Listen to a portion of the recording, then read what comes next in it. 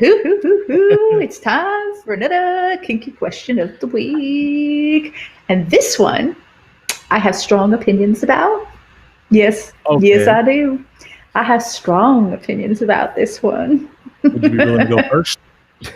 I don't know. Maybe. Yes, absolutely. I'm willing to go first. Okay, so here's All the right. question. As Ask long the as question. you don't think you want to go first once you hear this. Uh-oh. Go ahead. Why are there so many more submissives than dominants? No, I'm gonna let you take this one first. Okay, so here's my thought on the subject. Um, for me, it's definitely a result of evolution. When it comes right down to it, there are always going to be more people that follow than people who lead. That's how we evolved as humans. In a group, it's going to be a pyramid where you've got your leaders and then the people who just, submit to them and the people who submit only to those people and so on and so forth. And as you get wider down at the bottom, you get more and more people who are following. It's human nature. More people are willing to follow than to lead. Add to the fact that really, when it comes right down to it, leadership is a huge responsibility. it's it's not surprising that there are more people out there willing to take the role of being incredibly certain, being, knowing exactly what they have to do at any given moment, rather than being the one who makes these decisions all of the time and who has to take the responsibility when things go wrong. That's what I'm going to go with.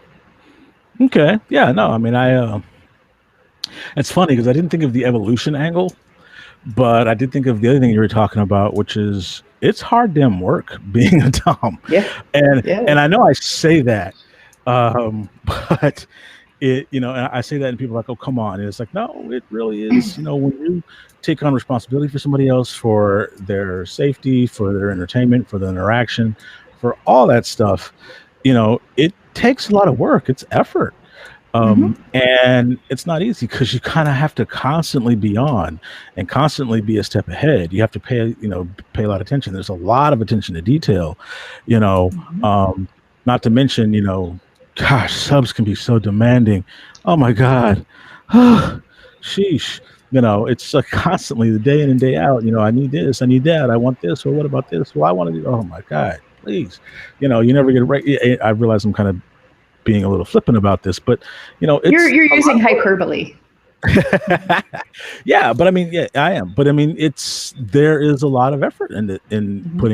put into that, and having to be the one who is directing the play, who is directing the scene, who's directing the relationship in many cases. Who's because you're directing the dynamic, you're directing everything. It's the decision making. It's why there are so many people who, in their Muggle lives, are people who are very powerful and make a lot of decisions and stuff. Mm-hmm. And when they're playing, they don't want to make any damn decisions. Let somebody else do it. That's why Yeah. it is such a thing. This is why pro doms have a living. There aren't as many pro subs as there are pro doms. Why? Because there is a market for pro doms, because there are a lot of people who do not want to be dominant, who have to be in one way or another. So I think that it makes a lot of sense for them to be more subs and doms. Mm-hmm. You know, On the other hand, there is something I'd like to say, because you hear that and then you're like, well, fuck, I'm submissive and now I've got like all these people to compete against. Something mm, to keep in mind is that, again, let's think of this as like a triangle or a period, a triangle or a pyramid. Yeah, that's the shape I'm looking for. Um, Anybody who is higher up on the leadership chain than you are can mm, be dominant to you, right? You don't need Sir Lord Domley Pants up at the tippy top, right? You could have, Captain Dommy Wolf, third rung up because you're first rung. And that might be a good fit for you. It might be a better fit for you and your submission than, Super Lord Domley Pants, because, he might be like super perfectionistic and you're a little bit more casual about these things, right? what Um, about the kink goddess, she who must be obeyed? What about? well, That would be me. That was actually literally one of my nicknames as a teenager. It was she who must be obeyed. Wow. Yeah, yeah, yeah. So the point that I'm making is, and then also there's a lot of submissives who are submissive, but they're not, what's the word they're not valuable. They're not presenting valuable to dominance. They're not presenting a value, right? So, I talked about this yesterday with Zach. Do you know Dirk Hooper? Have you met him? He's simply delightful. He's a fetish photographer and artist, and he does like marketing for fetish people. He's brilliant. Anyway, I was on a cast of his yesterday, and we were talking about dominance and submission and all of these amazing things. We were talking about how submissives often lead with their gaping buttholes. For me, anyway, it's like, they write to me and they're like, "Oh, goddess," which is obviously their first mistake. But, "Oh, goddess, I am an anal virgin and I am offering my submission to you." And I'm like, "Where's the value?" And they're like, "My anal virginity." And I'm like, "Dude, I get that offered like 15 times a day. Like, how about you offer to like buy me groceries or something?" No, I don't even want their groceries. "How about you give me interesting intellectual conversation?" Yeah, what makes you different from any other asshole? So literally, what makes your butthole different from any other butthole that has been offered to me, or the buttholes that I already have in my life? I've got a tribe of 4, and all genders have buttholes. Well, a tribe of 5, including myself. But I know what makes my butthole different. It's mine. But seriously, like, so as a submissive, if you're out there and you're like, "Oh, fuck, there's so many submissives, there's not enough dominance." Value is the key. Present yourself with value. Present yourself as a human being. Just treating me like a human being from the first moment you talk to me, that's incredibly valuable because it doesn't happen all that often, right? Like, it's super important. And then having a good conversation with me, that's how every single one of my tribe members happened. They had conversations with me that just have not ended yet. That's how my friendship with you has happened. We started a conversation at one point and it just never ended, right? That's valuable to me. Yeah, I'm fond of telling anybody that I kind of, meet, have a connection with and whatnot. But certainly any sort of relationship, whether it be a friendship or other type of relationship, that I find value in people that don't bore me. And I don't ever say that to be an insult, but like literally, one of the highest compliments I can ever pay to somebody is, "You know what? You've never bored me." Because I have one of those brains that is constantly moving and constantly intrigued and constantly needs stimulation. And if I have a virtual conversation with you or even a face-to-face conversation with you, it's like, "So, how are you doing?" "Fine." "Yeah, see, I'm already done." Like, that's it. If that's all we got, if there's not something else that we can talk about, if it's not, like little things. I love that word you used. Things. There's got to be something other than what every other human being can offer. I think so. That is, and it's something that you see that not everyone sees, right? As well, because like people will come to me and they'll be like, "Oh my gosh, I just looked through all your pictures and you're devastatingly beautiful." And first my brain goes, "Devastatingly? Really? Come on." I'm cute, bordering on beautiful for the right person, but devastating. But okay, I'll run with it. Thank you very much. And then they'll say, "Well, I'd really love to get to know you." And I'm like, "Why?" "Because you're beautiful." You lost me. You lost me. Because now you are focused in on the things I'm born with and not the things I value about myself. Right. Well, and Right? can you be unique? Yeah, like that's the first person that ever told you you're beautiful. I always wonder, does that work? Like, like who does that work on? Because at this point, I feel like everyone's done it. It's, I mean, don't get me wrong, I may be talking to somebody new that I like that is very, very attractive, but I always like that challenge. Find some way of complimenting them without talking about the norm. You're beautiful, your eyes are pretty, Yeah. you've got nice hair, I love your curves, what a nice ass, great rack. Okay, leave all those out and talk about something else. Man, I love your mind. No one else would have thought of something like that. Really? So you identify as sociopathic? That is fascinating. Tell me more. That, I mean, it sounds strange, but that was extremely, intriguing to me. I'm like, so sociopathy, go. Because that's fascinating, right? I mean, it just, for crying out loud, we all have access to the internet. Isn't that hard to see a decent pair of tits anymore? So, what else is there? What's out there? What else can you do? Do you have a skill? A rope skill? Is it a way of talking? It just, even in flirtations, which I'm terrible at. I'm not good at flirting or knowing when I'm being flirted with, but I'll flat out do things like have to ask the question. So are we actually flirting? Because I wouldn't know if it bit me, but I'm just curious, but is there something that you've said that is either has caught my attention? Was it intended to catch my attention? Is there some way that we can kind of connect? And that's what it is. Whenever, particularly as somebody who's non-monogamous, who, people are always asking me, what are you looking for? I'm looking for connections with human beings that don't bore me, and I have been fortunate in the last, several years. I've met people that are amazing. They intrigue me. In many cases, they challenge me, they support me, and they are just wonderful human beings. And I always tell people, I remain open to connections, however they develop and whatever they come out of.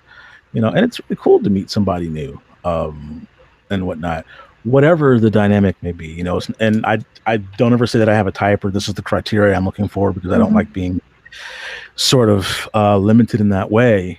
So you never know. You remain open to things, connections, friendships, and whatnot. So this is my awkward way of trying to flirt with you, Nookie. How am I doing? Fabulous. Woohoo, Fabulous. You're doing great on that whole brain sociopathy thing. Yeah, you just. I'm not kidding. I have never heard somebody say that before, and it is absolutely piqued the hell out of my interest. It's definitely it's been an interesting journey. But I just thought while you were talking, I just thought of another reason, because that there are so many more subs than doms. And I think, I think that this really only applies maybe to the femdom male sub market, but it's something to consider. And that is the idea that people specifically run in fantasy away from their responsibilities. So it's not just that, like they need that balance. It's that in fantasy, which is how a lot of people do this whole kink thing, they're running specifically away from their responsibilities. Like very few people sit around and fantasize about how much more responsibility they can take at work, right? Or, how they could really screw something up and be, held accountable. But a lot of people can, understand what it feels like to just say, I am not the decisionator this evening. I mean, hell, as a dominant, I sometimes say that. I say, you know what? My only dominant move tonight is to tell you, deal with this bullshit, because I have decisioned out. I got nothing. Yeah, you know what? That's a good point. Because the barrier to entry is higher, right? When you're talking about moving into the fantasy world, because you're right.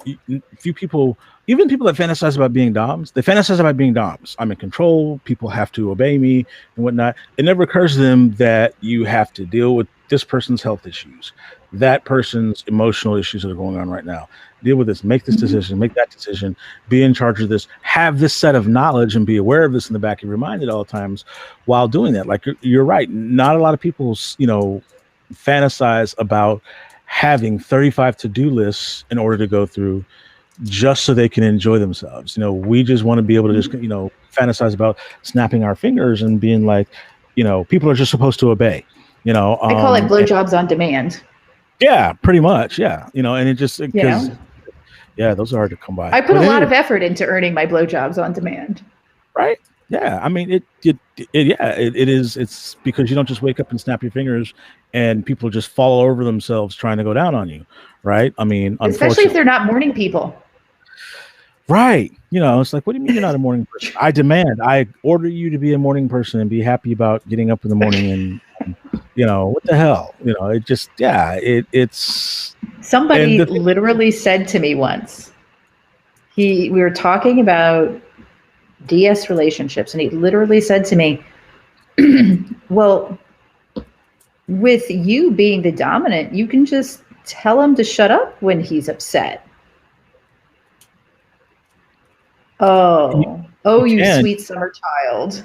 You won't be that person dominant for very long.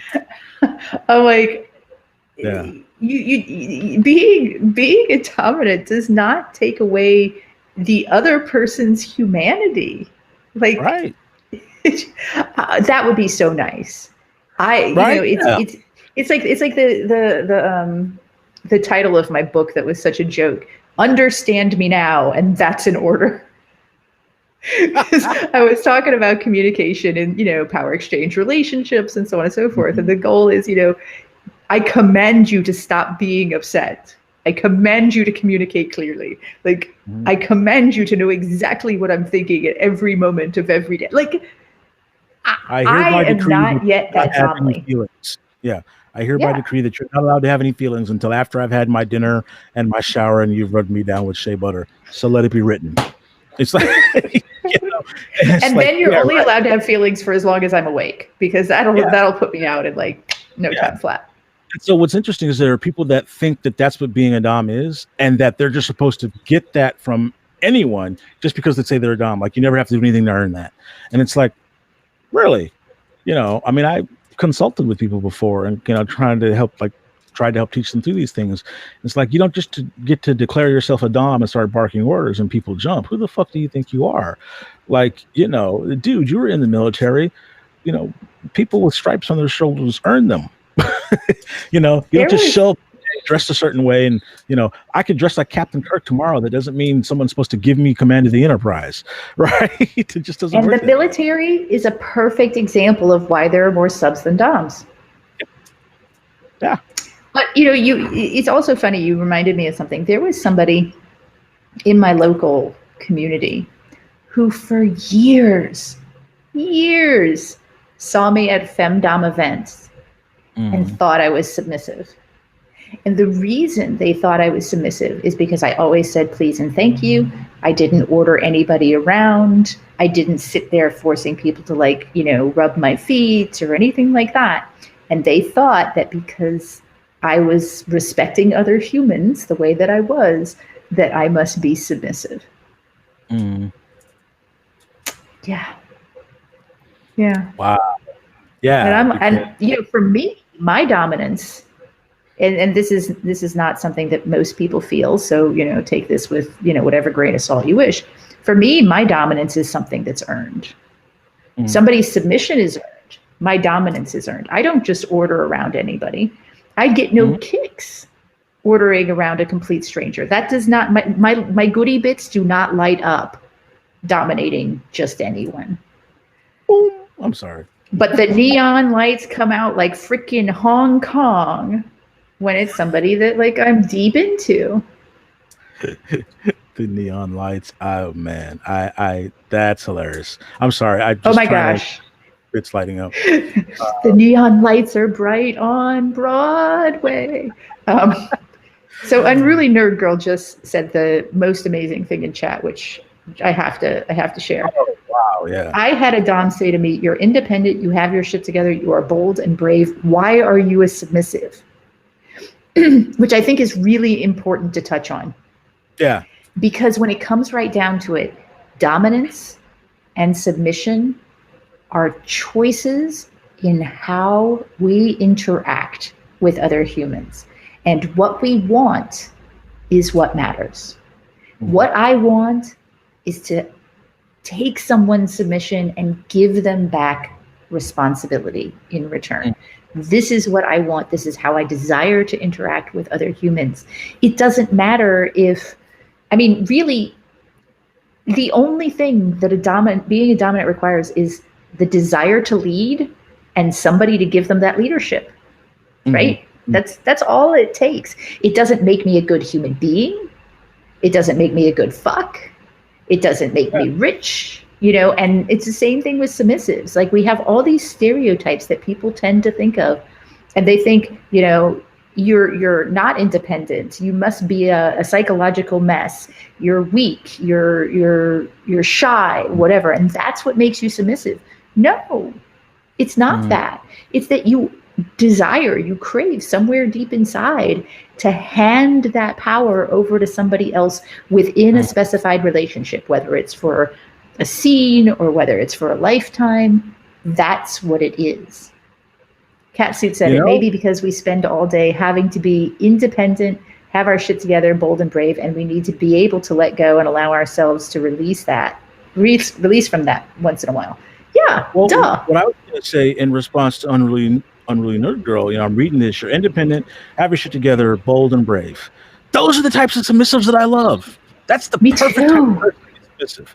Because as the dom, if I'm going to interact with somebody, because what people don't sometimes forget is there may be a dominant submissive dynamic.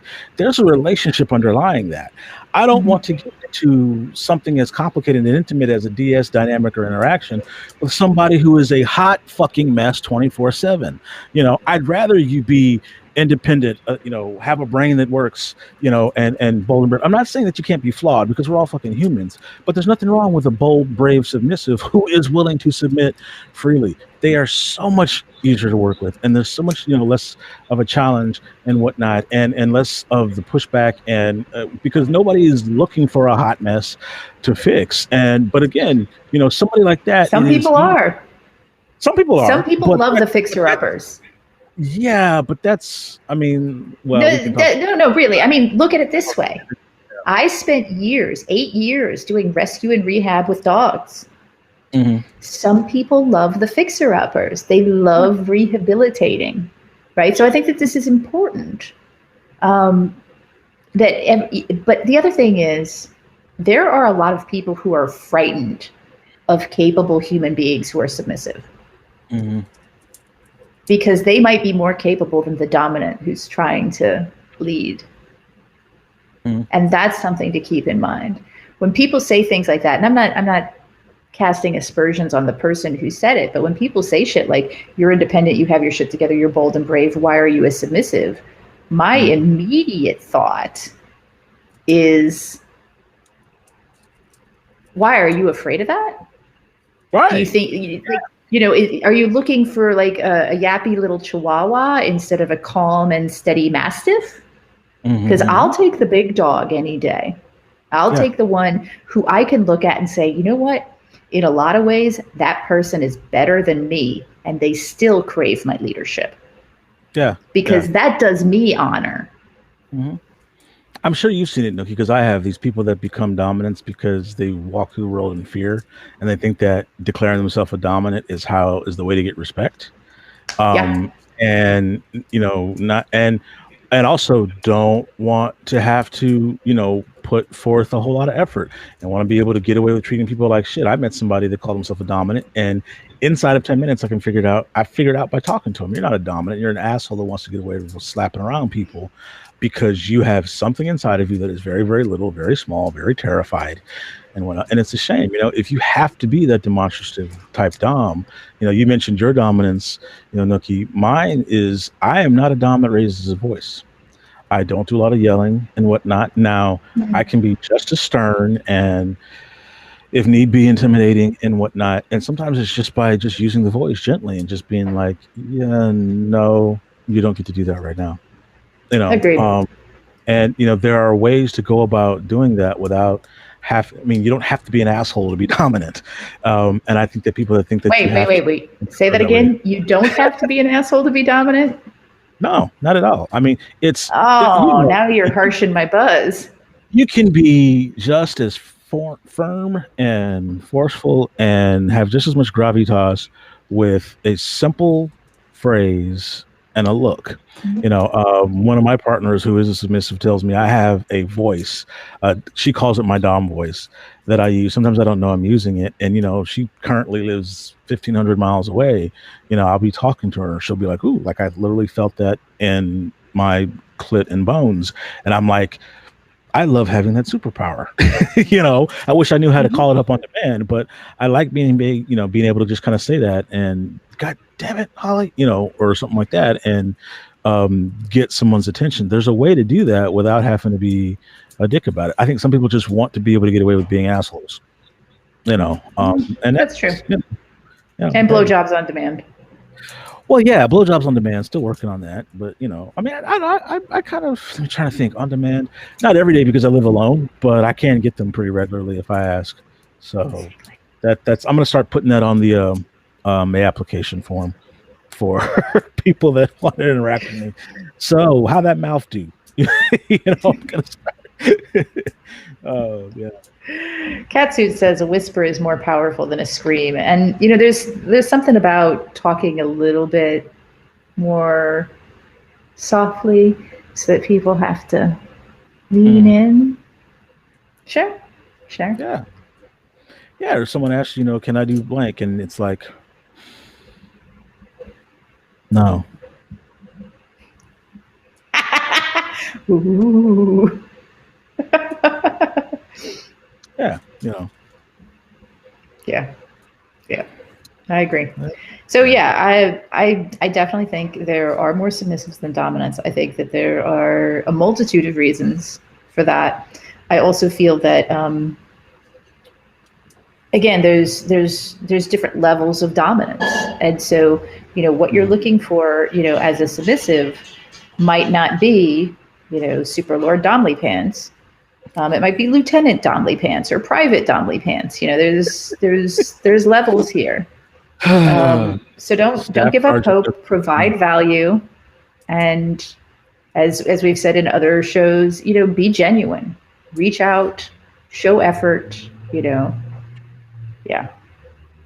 Oh, and Catsuit is saying Zach needs to be on the What Women and Other Wonderful Humans Want podcast. So watch out. I'm pretty sure that's going to happen.